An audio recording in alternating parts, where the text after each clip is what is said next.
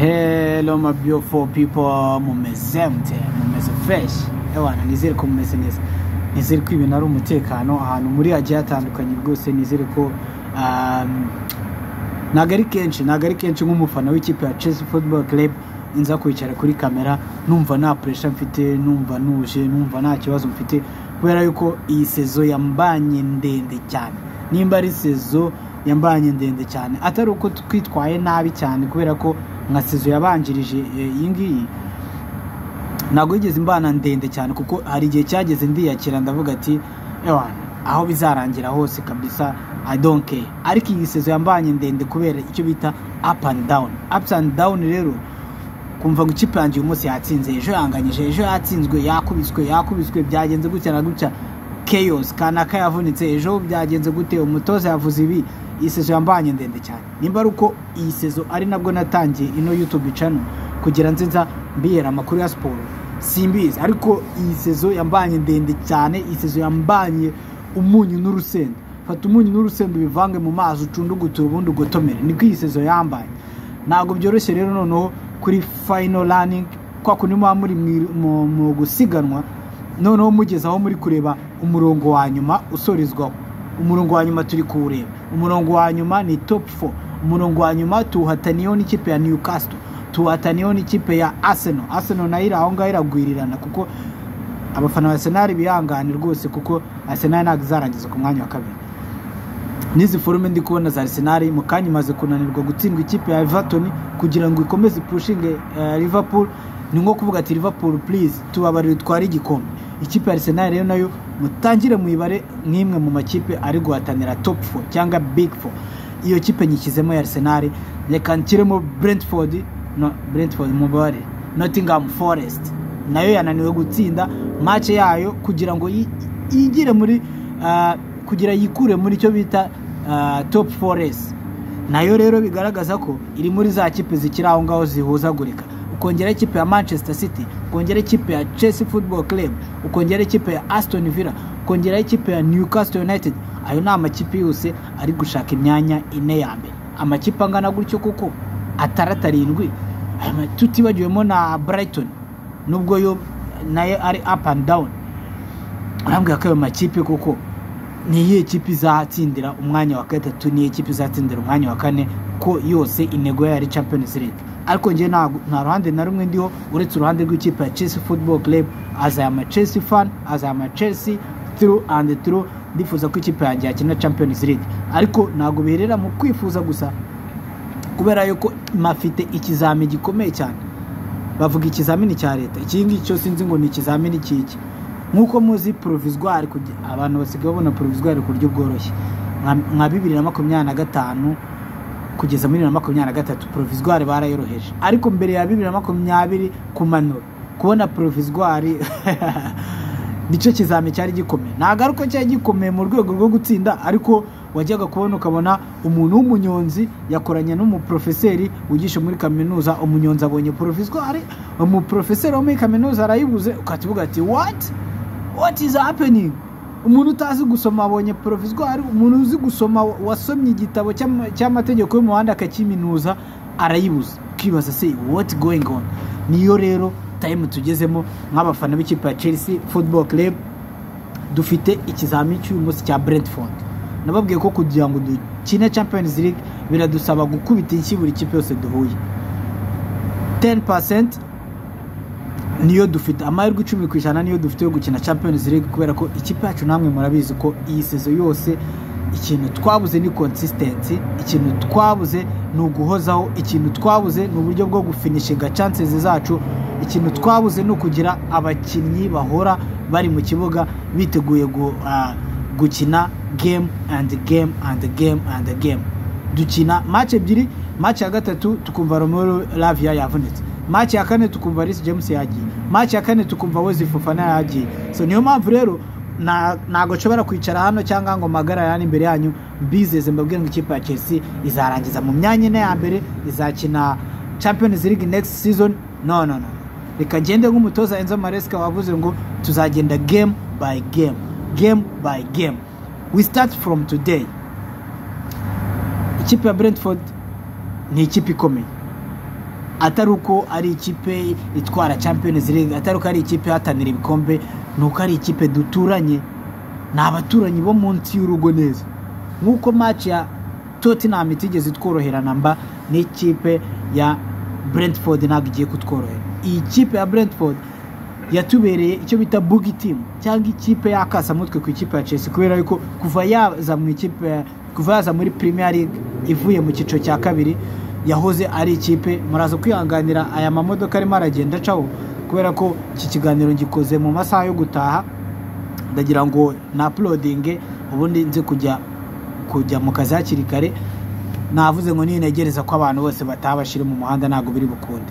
So muze kwihangana rero, tubane kugeza ku munota wa nyuma, kuko ndaza kubagezaho press conference y'umutoza Enzo Maresca. Ndaza kubagezaho byinshi bigiye bitandukanye kuri uyu mukino. Reka mpite nangira kuri statistic z'aya makipe yombi hagati y'ikipe ya Chelsea n'ikipe ya Brentford. Mu mikino 3 ishize Brentford yabashije gutsindamo umukino umwe, ikubitwa imikino 2. Mu mikino 3 ishize Chelsea Football Club yabashije gutsinda match 2, itsindwa match 1.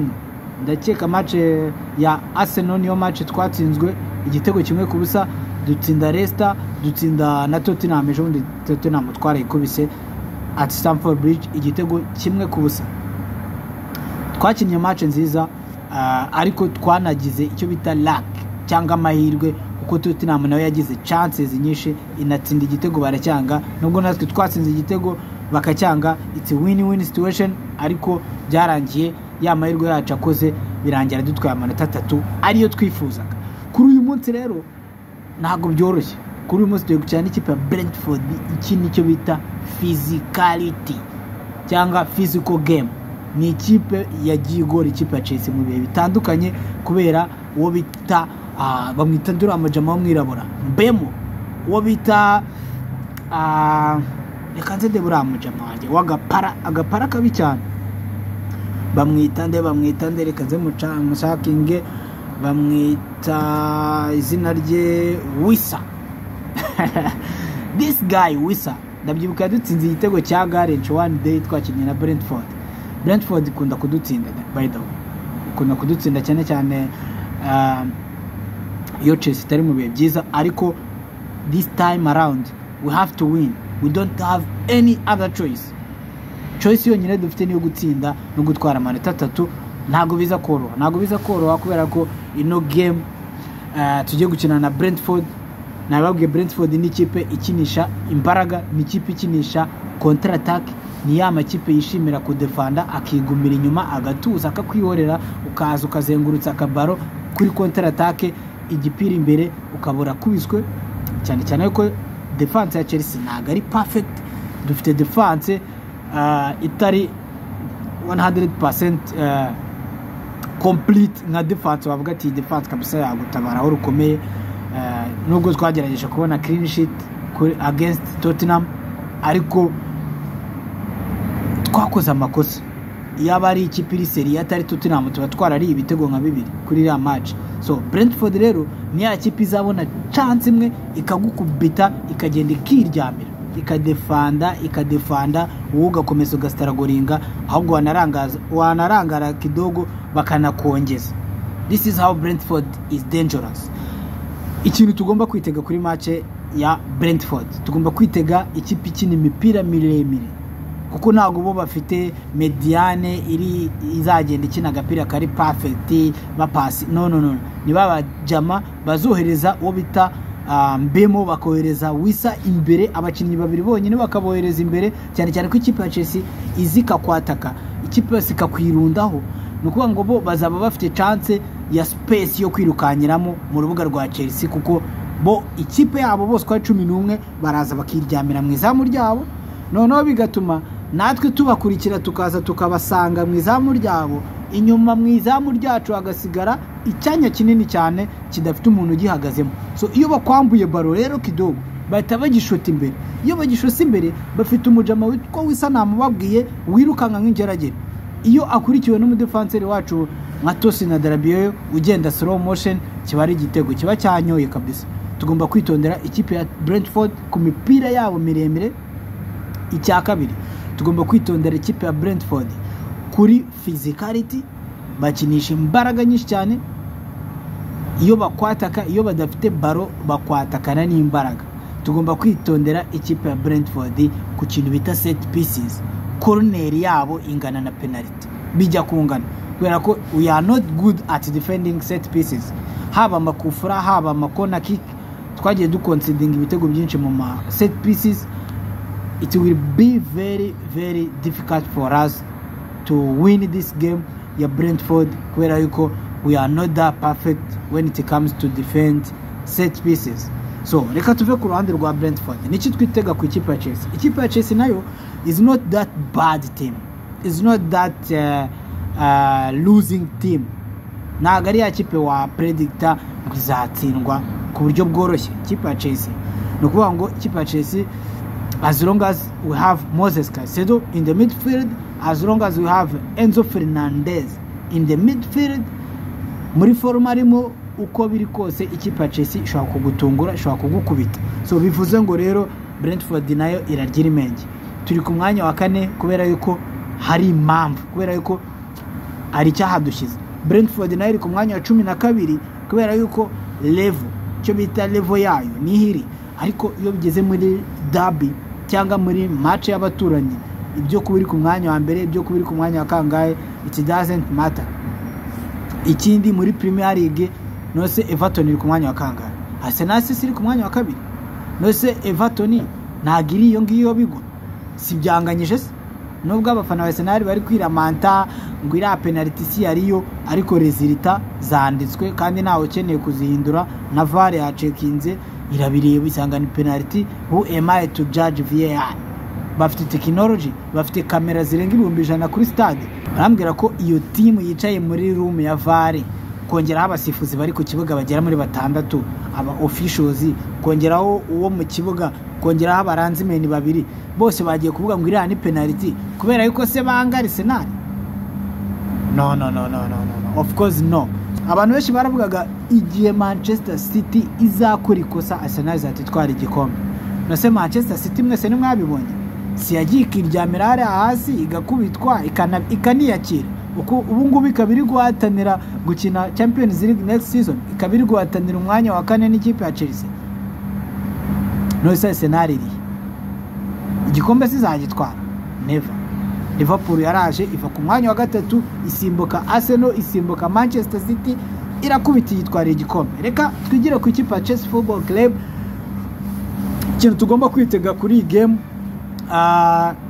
reka mbanze mijambo umutoza Enzo Maresca. Umutoza Enzo Maresca ngiye kubinjiza mu cyumba cy'itangazamakuru aho yarari kuganira n'itangazamakuru, bamubaza ibibazo bigiye bitandukanye, bamubaza kuri iyi game ya Brentford. Ikibazo cya mbere amubajije, how do you see the game against Brentford? Adaciye ku ruhande yavuga ati it will be difficult for us. For sure this game is going to be tough as Tottenham. Nkuko nababwiye ko iyi match ntabwo izoroha. Ikindi kizatuma ino match komera, mutoza nkuko abivuze, ntabwo ari ikipe izaza kukwataka ngo ikine icyo bita highlight, yishimire kuza kukwataka no gushaka baro. Ni ya kipe ahubwo izishimira kuryama muri defense yayo, wowe ukaza igakora icyo bita block. Mu gihe uri gustragoringa no kwinjiza baro muri iyo block, bo bakaba babonye amahirwe yo kuguca muri humye, bakagukubita counter attack, buff igitego kabara kiri. Nicyo kintu cyagiye kigora n'ikipe ya Chelsea muri season. Twabonye ukuntu twatsinzwe ka Ipswich Town, ikipe ihora ikubitwa igiye no gusubira mu cyiciro cya 2, ariko twarastragorinze iranadukubita ibitego 2. So bivuze ngo rero ikipe ya Chelsea Football Club ntabwo iri guaranteed, cyangwa ntabwo wakwizera ngo uvuge ati ikipe ya Brentford turaza kwiva mu maso bitewe na game plan yabo. So ikindi kibazo cya kabiri bamubaje ngo kubera icyumva ko iyi game izakomera, nabivuze yavuze ngo game izakomera. Ikindi turi muri final run of the season, aho tugiye dufite imikino 2 mu cyumweru kimwe tugakinamo game 2.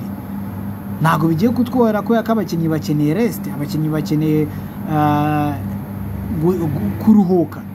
So bazaruka gute bafite game 2 mu cyumweru? Icyo ni igisubizo cyiza kuko it is not gonna be easy for us. We need rotation. Icyo ni igisubizo. umutoza nimba adakoze rotation ngo asimburanye abakinnyi, nimba uyu munsi James yabanje hanze ejo bundi akazabanzamo Marogusto gutyo akagenda akora rotation, icyo nicyo kizamufasha. Ariko ni ibyo kuvuga ngo my first 11 cyangwa 11 banje babanzamo nibo bagomba kubanzamo buri game, aho ngaho rwose arakishe, kuko tuzajya kugeza igihe tuzajya gukina match 5 abakinnyi barananiwe cyane badashobora no kwiruka. Ikibazo cya kabiri, bamaje ati some Chelsea fans, kugira naza kubabeshya, some Chelsea fans are saying that they need result in this moment than playing beautiful game.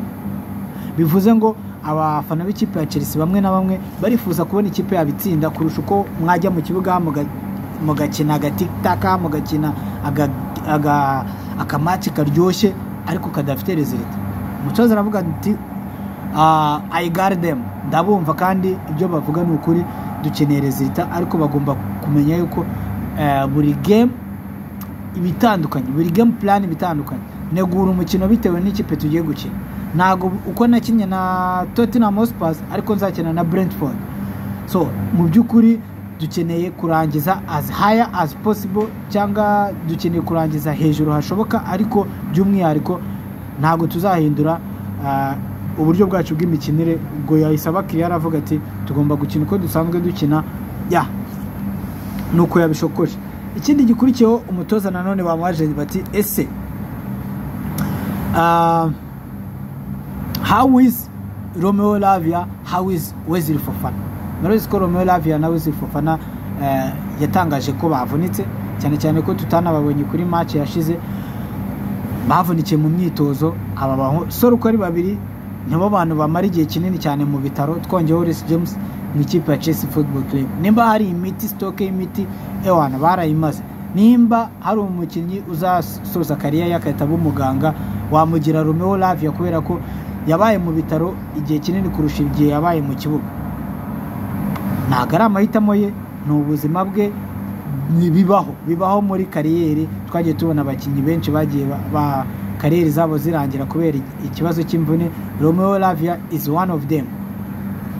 Yavuze ngo rero Romeo Lavia and Wesley Fofana, they have similar issue, muscular issue, but we expect them to come back soon. Kubera ko muscular issue ubundi mu Kinyarwanda sinzi uko babyita, ariko twebwe dugikina football iyo wagiraga ikibazo nk'icyo ngicyo twaravugaga ngo imbwa ziragufasha.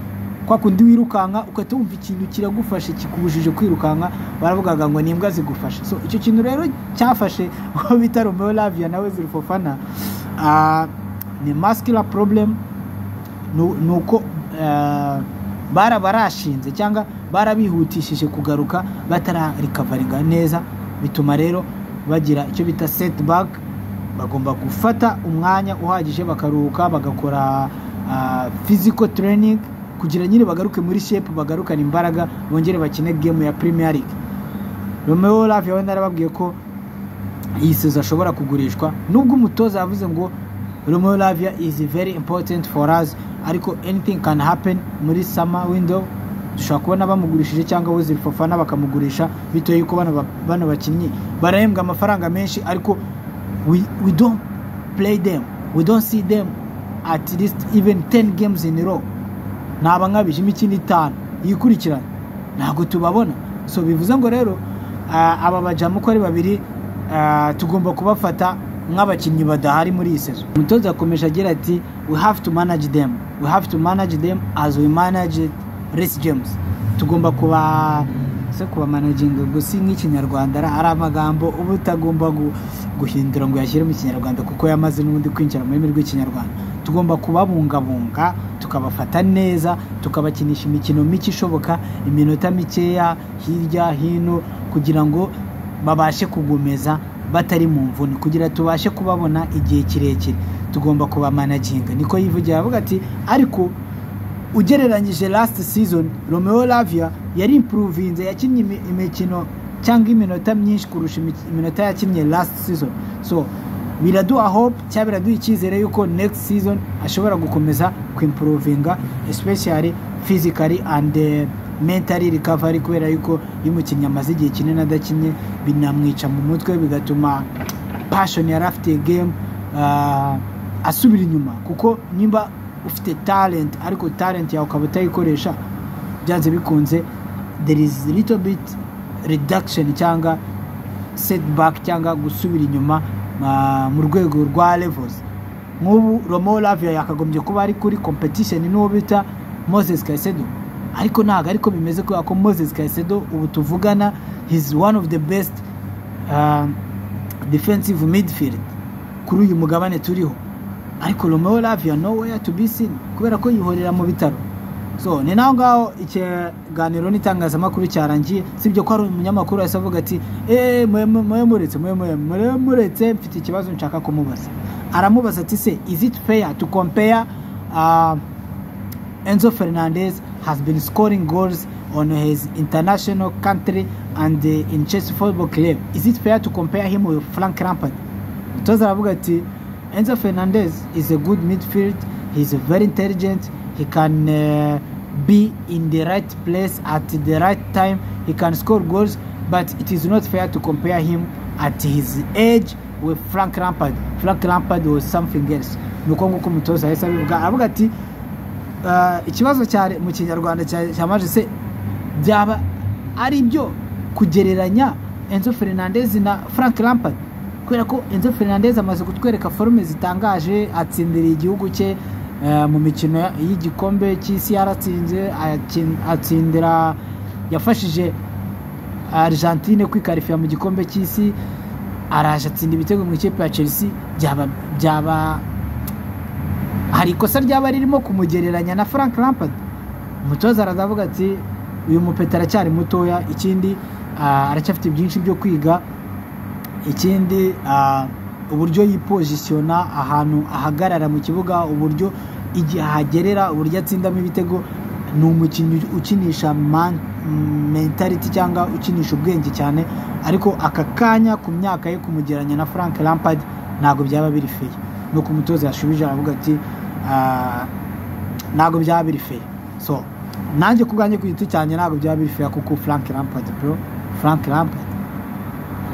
umunyamakuru sinzi icyo yaragambirije, ariko Frank Lampard usibye na Enzo Fernandez kuri ubu ngubu mu bakinnyi dufite ntago wambwira ngo hari umukinnyi wa comparing na Frank Lampard. Never ndabihakanya nanjye 100%. So my prediction lineup is very simple. My prediction lineup niyo ngiye kwita nkomerezaho. Mwizamu njewe ndacyakomeza guha amahirwe Philip Jorgensen, kubera ko Robert Sanchez despite save yakoze ejo bundi, ariko amahirwe menshi ndayaha kuri nje ari nje selectiona ikipe ya Chelsea, nashyamo Philip Jorgensen kubera ko yari mwizamu mbanuje mbanzi ko na am safe, ariko Robert Sanchez ntago mba ndi safe. Muri defense nta kintu ndi buhindure, ndagaramo Levi Colwill na uyu mupeti Trevoh Chalobah nawe yakinye neza kuri match ya Tottenham, ni gute namwicaza yarakinye neza.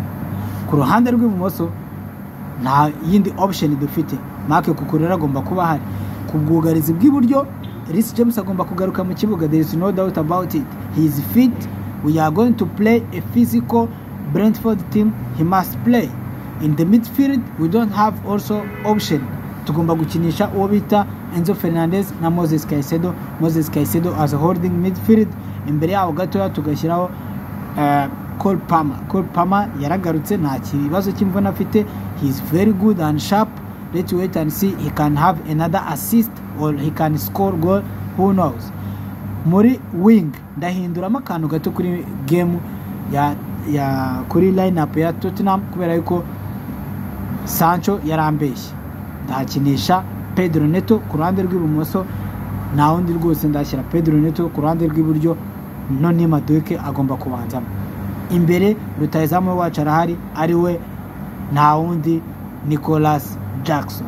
I repeat again, Nicolas Jackson, my brother from Senegal. Ndashaka kumubona akubita amakipe yababaza, kandi nta gihindutse, biraza kugenda neza, atsinde igitego, agaruke ameze fresh. Ni ntangansoreza ikiganiro cyacu, babwira yuko ndabakunda cyane. ikindi babwira yuko niba udakora subscribe utegereje iki, niba udakanda like, niba wumva ikiganiro ukageza ku minota wa nyuma ukagenda udakanze like, what is really going wrong with you guys? So ndabakunda cyane rero, a la vista ciao.